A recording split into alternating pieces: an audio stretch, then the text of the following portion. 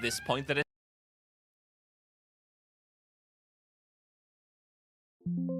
the conventions of horror films, and after the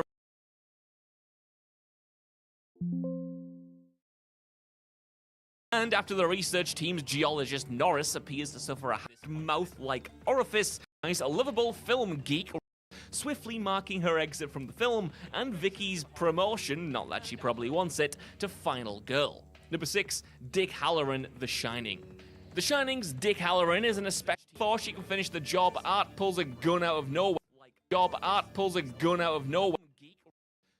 marking her exit from the film, and Vicky's promotion, not that she probably wants it, to final girl.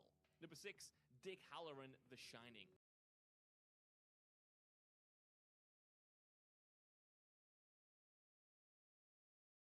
Art pulls a gun out of nowhere and shoots her in the leg.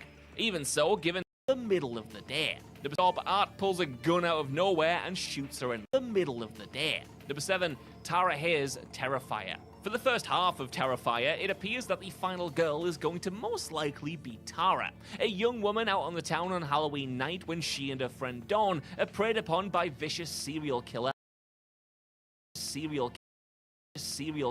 Art the Clown. Tara watches Dawn get cut in half by Art, after which she attempts to stage an escape, and even gets as far as brutally beating the killer clown. But before she can finish the job, Art pulls a gun out of nowhere and shoots her in the leg. Even so, given Tara's placement as the lead and how drawn out Art's attempts to finish her off are, it seems like she probably will get saved at the last minute, right? Well, wrong, because Art shoots Tara in the stomach, in the cheek, and then goes to find more ammo after running out of bullets, all the while Tara's sister Vicky attempts to track her down.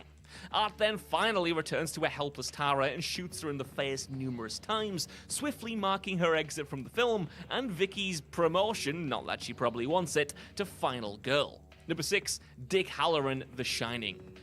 Booked with a man called Keith, who is already inside.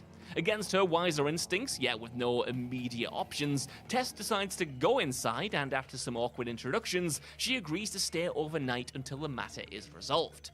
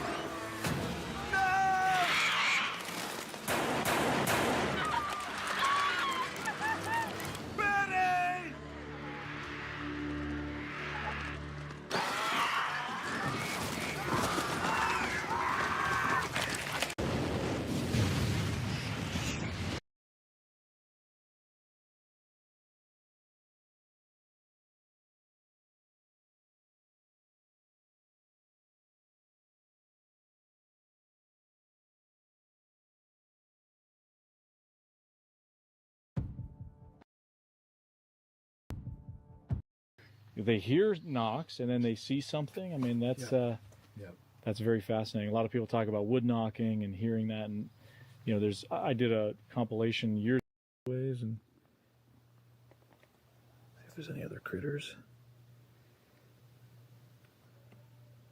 What is that? It's like oh, come on, man. Oh, it's a whole bunch of things.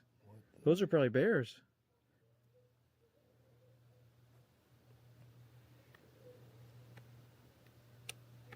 Trying to get the thing to go down. Yeah, look at him. Yeah.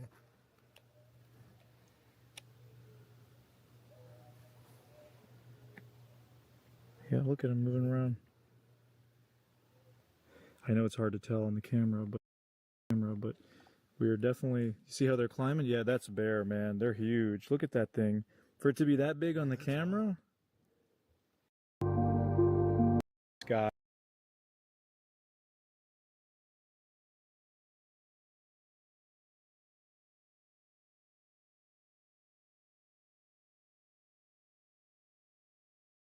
There's no possible way that you could know what's underneath this blanket.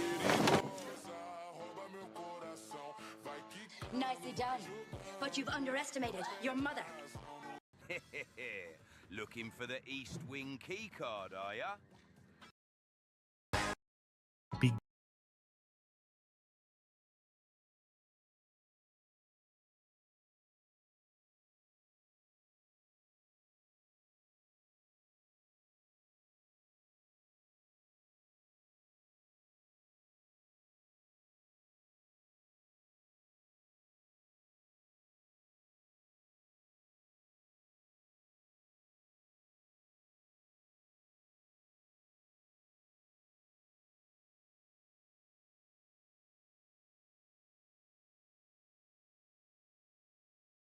Begin each morning with this.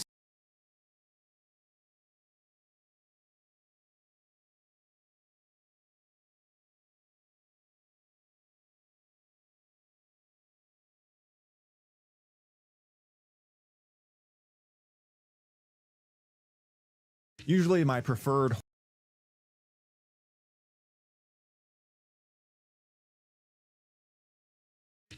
preferred horror film about Valentine's Day involves a certain minor from 1981. But with the recently released Thanksgiving Pain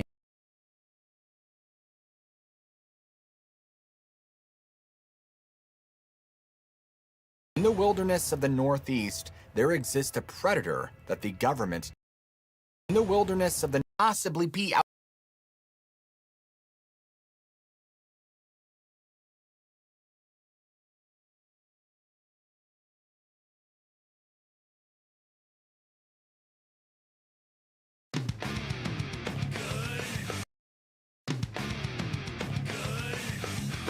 Shovel ass. Here is the hot blonde.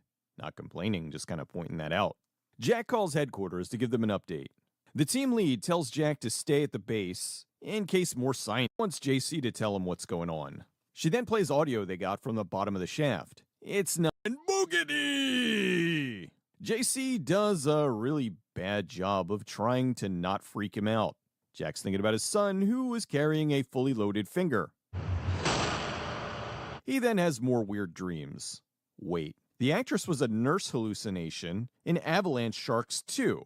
If I had a nickel for every time Kate Nada was a sexy nurse hallucination, I'd have 2 nickels. Which isn't a lot, but it's weird that it happened twice, right? Jack goes nanners. He investigates the dead pit and falls in. Oh no, she will be the end of you! Jack goes to the bathroom in his system.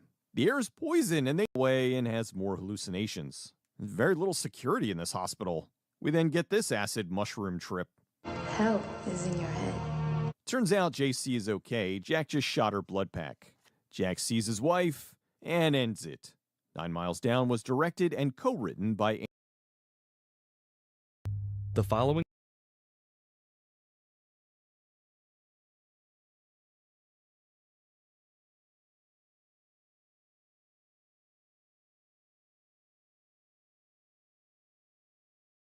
Hey guys, today we're going to be discussing an encounter that one of my subscribers went through. A teenage girl.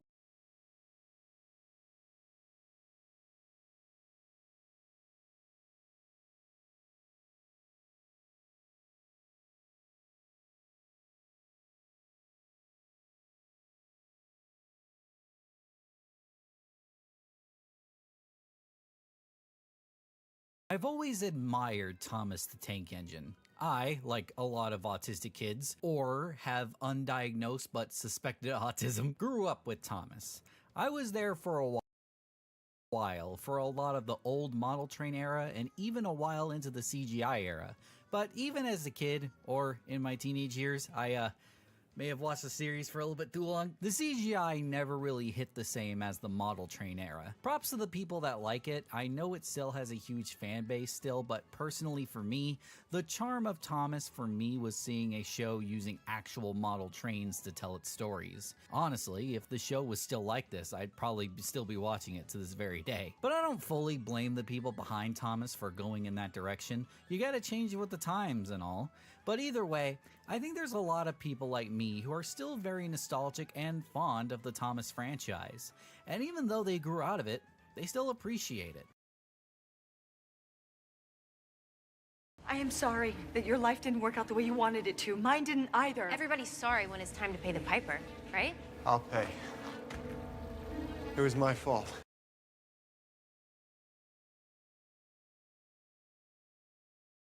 I, like a lot of autistic kids, or have undiagnosed but suspected autism, grew up with Thomas. I was there for a while, for a lot of the old model train era, and even a while into the CGI era.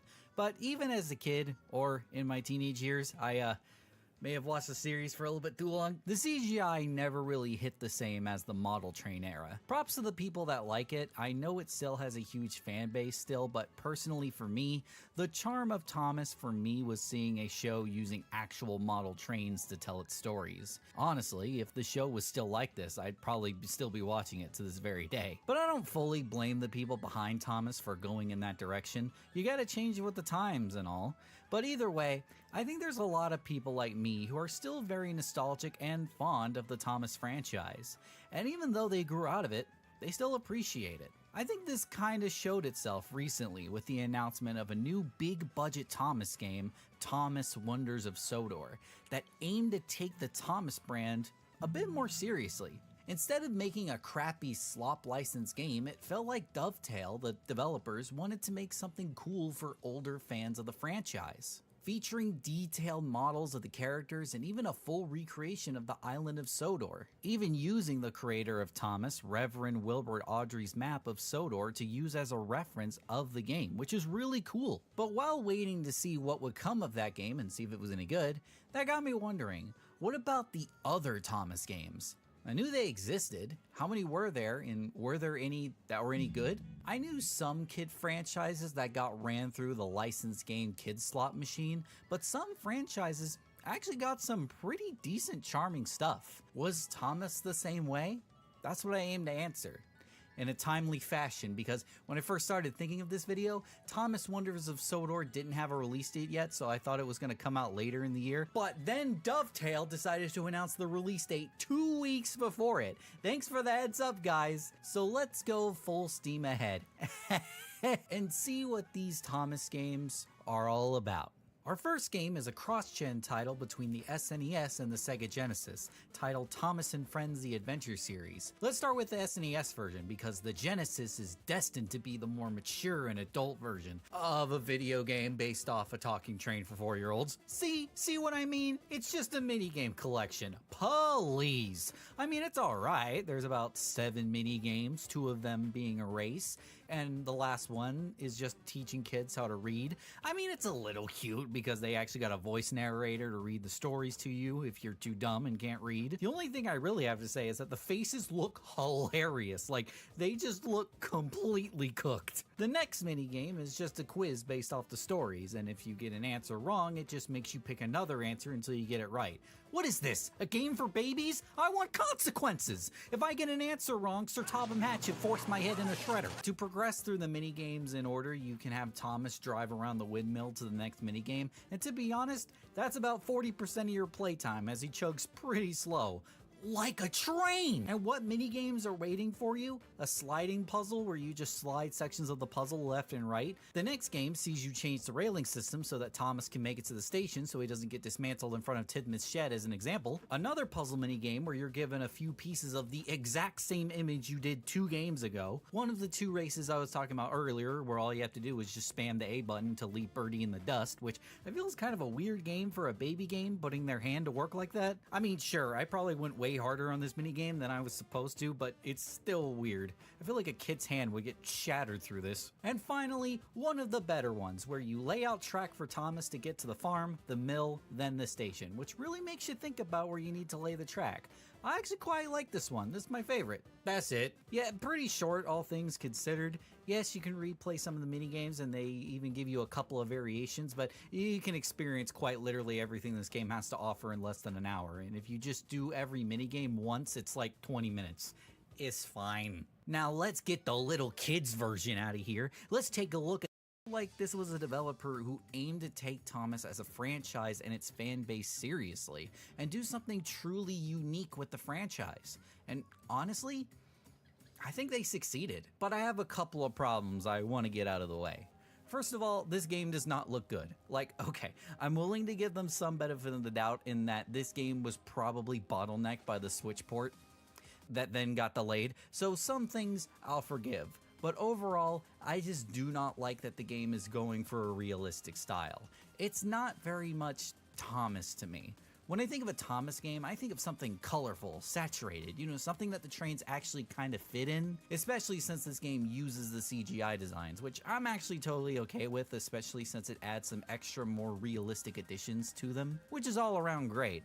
But no matter what they do, a baby blue train with a face on it just does not fit in a realistic style. And the humans look ugly.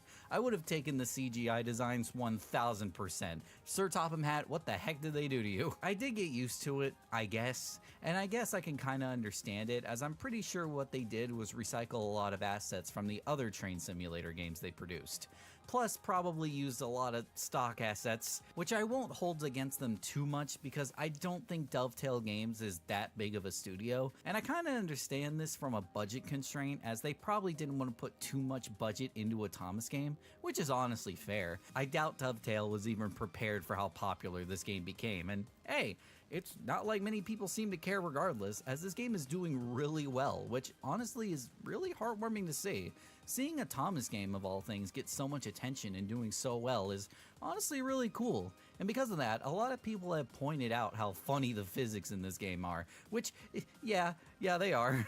I honestly love it. I'm not even knocking the game for this. Like, yeah, it's a Thomas game. Did you expect actual crash physics? Dovetail's own games barely do that. Heck, this is just a problem with the Unreal Engine's train physics in general, apparently some people have said. So, yeah, sure, what the hell? You go, train. Be free. The other thing I gotta complain about is the price. Now, honestly, $40 for this game? Not bad. It's an okay price. My main problem is that they locked James behind a digital deluxe edition, which I do not like for a kid's game. You're literally locking one of the most iconic Thomas characters